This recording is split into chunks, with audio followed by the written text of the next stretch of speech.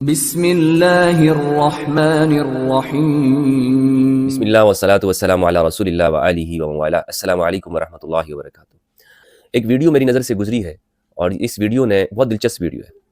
کافی عرصے سے میں یہ بات کہے جا رہا تھا کہ ہمارا خاص طور پر اہل سنت کا اہل البیت کے ساتھ جو تعلق ہے وہ نہایت کمزور ہے، اور ہمارے اسٹیج پر قصے کہانیاں من گڑت کرامتیں اور پیروں فقیروں کی باتیں بیان کی جاتی ہیں، اور ہم صحابہ کا ذکر زیادہ کرتے ہیں، لیکن اہل البیت کا ذکر ہمارے اسٹیج سے معدوم ہے، بالکل ختم ہے۔ اور ہمارے مدارس میں، یونیورسٹیز میں، ہمارے سنی معاشرے کے اندر ہمارے بچوں کو اہل البیت کے بارے میں نہیں بتایا جاتا، بلکہ اہل البیت سے دور کیا جاتا ہے، اور اگر کچھ بتایا بھی جاتا ہے تو وہ تحریف کر کے اہل البیت کے بارے میں بتاتے ہیں۔ تو اب جب میں یہ بات کرتا تھا کافی عرصے سے، تو ہمارے جو لوگ ہیں، علماء ہیں، دوست احباب ہیں،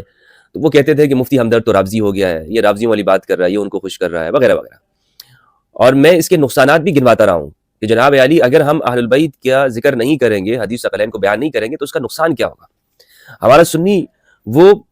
اس انٹرنیٹ کے زمانے میں جب وہ اہل البیت کا ذکر سنے گا اور اسے معلوم ہوگا کہ ہمارے مذہبی طبقے نے اسے اہل البیت سے دور رکھا ہے اور طرح طرح کی قصے کہانیاں بیان کی اور اہل البیت کے حقوق اس تک نہیں پہنچائے ہیں، تو وہ پھر دوسری جانب چلا جائے گا، وہ شیعہ ہو جائے گا یا دوسرا مسلک اختیار کر لے گا، کیونکہ اسے معلوم ہو جائے گا کہ ہمارے جو لوگ ہیں انہوں نے جھوٹ بولا اس سے، اور یہی ہو رہا ہے۔ تو اب یہ مولوی صاحب نے ویسے تو ان میں ناسبیت پائی جاتی ہے، لیکن اس بات کا انہوں نے اعتراف کیا، اور بہت اچھی بات ہے، انسان کو اعتراف کرنا چاہیے۔ مولوی صاحب نے یہ اعتراف کیا ہے کہ ان کے اسٹیج پر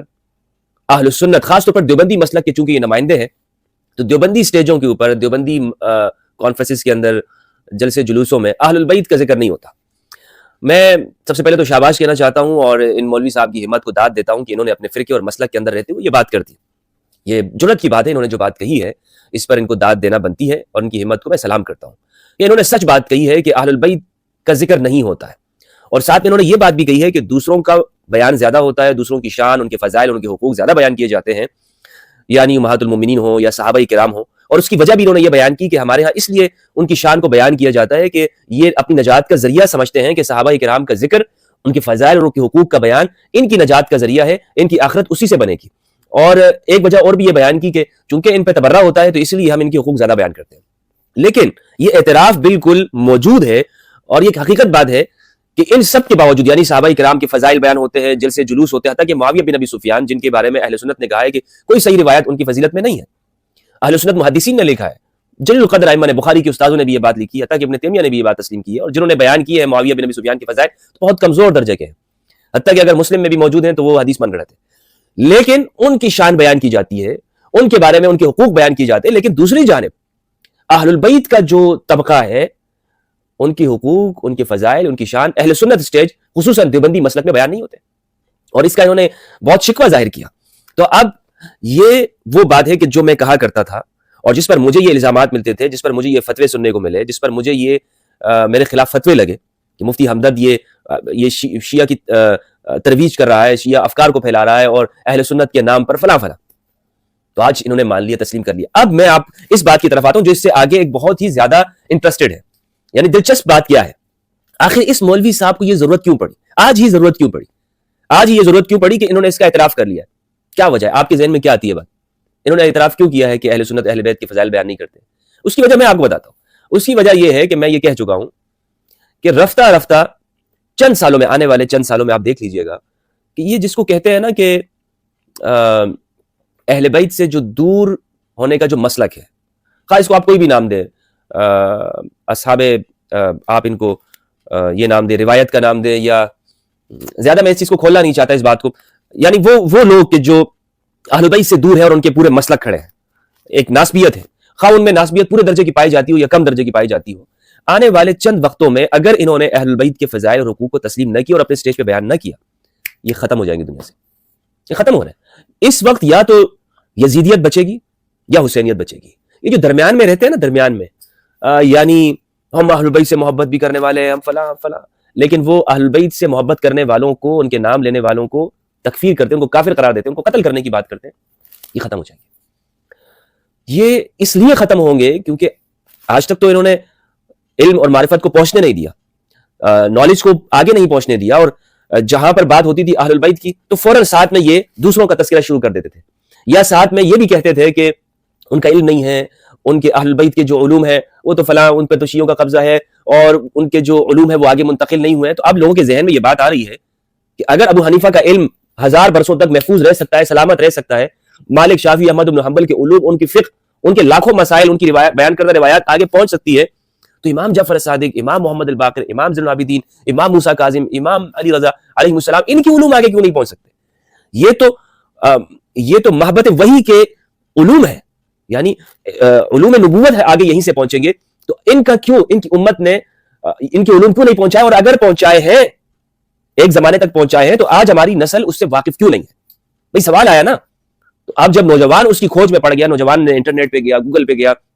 اس نے ذرائع استعمال کیا, یوٹیوب پر گیا,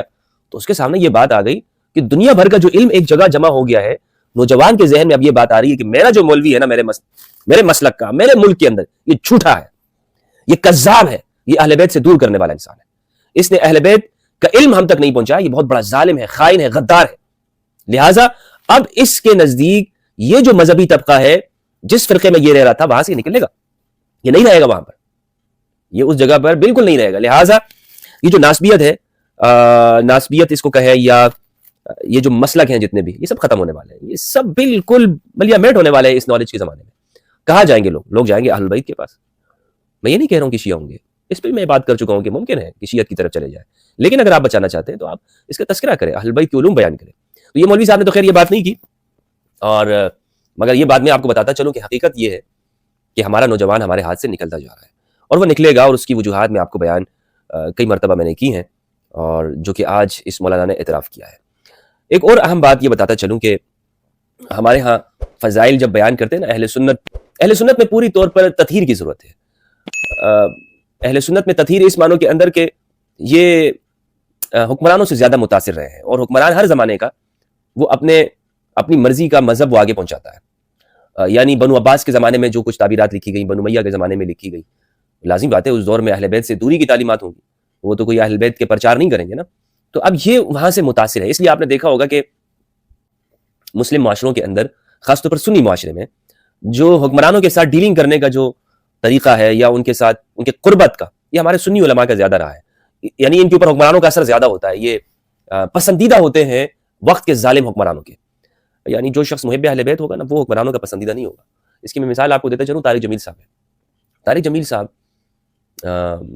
بہت اچھا بولتے ہیں, اور دیوبندی مسلک کی اچھی ترجمانی انہوں نے کی ہے, ہزاروں لوگوں کو دیوبندیت کے ساتھ جوڑا ہے. یعنی جس طرح یدخلون فی الدیوبندیت فوج در فوج آئے ہیں نا لوگ طارق جمیل صاحب کی وجہ سے پچھلے 10-15 سالوں میں, 90 کے بعد, اتنے نکلے بھی ہیں اب. اور وہ کیوں نکل رہے ہیں کہ طارق جمیل صاحب نے جب یہ اعلان کیا من کنت مولا فاز علی مولا. پہلے طارق جمیل صاحب کو ہم دیکھتے تھے کہ حکمرانوں کی مجالس میں جا رہے ہیں, پارلیمنٹ میں جا رہے ہیں, ادھر ادھر. اب آپ نے دیکھا کہ یک دم بالکل وہ ایک سائڈ پر ان کو کر دیا گیا ہے, ایک سائڈ پہ کر دیا گیا ہے.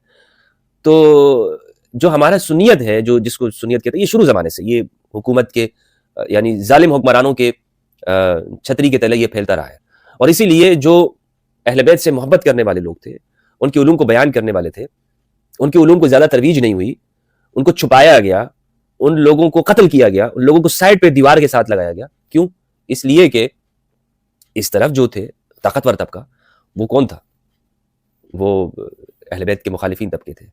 اچھا, ان کو اگر آپ اہل بیت سے مخالف بھی نہ کہیں تو کم از کم یہ ہے کہ وہ اہل بیت کی تعلیمات اپنے لیے وہ بہتر نہیں سمجھتے, ان کے لیے زیادہ جو کشش ہے وہ دوسری جانب ہے. تو اب کیا ہوا ہے؟ اب بھی تو وہی حکمران ہیں, اب بھی تو سب کچھ وہی ہے, اب بھی تو وہی علماء سو ہیں, وہی لوگ ہیں, وہی مذہبی ٹولہ اور طبقہ ہے. تو اب ایسا کیوں ہے کہ میں پر امید ہوں,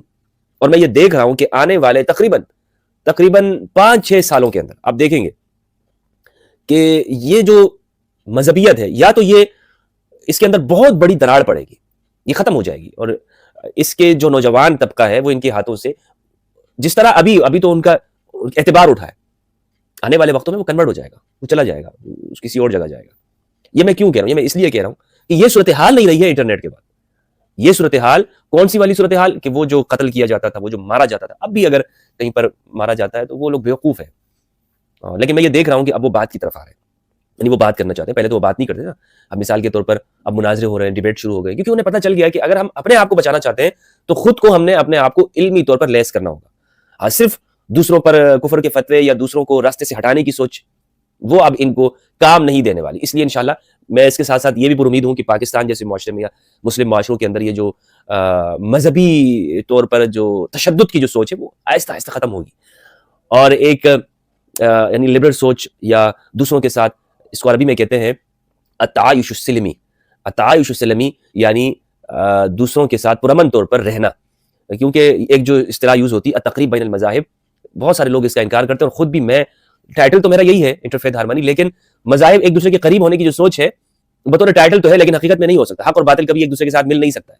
تو زیادہ یہ ہے کہ لوگ ایک دوسرے کے ساتھ پرامن طور پہ رہیں. میں سنی ہوں, مجھے مکمل رائٹ ہے کہ میں اپنے عقائد کے ساتھ جیوں, آپ شیعہ ہیں تو آپ کو اس بات کا حق ہے. تو یہ سوچ انشاءاللہ عز و جل پاکستان میں ہوگی, اور اس طرح آپ یہ دیکھیں گے کہ بڑے بڑے علماء طارق جمیل صاحب کا اعتراف موجود ہے.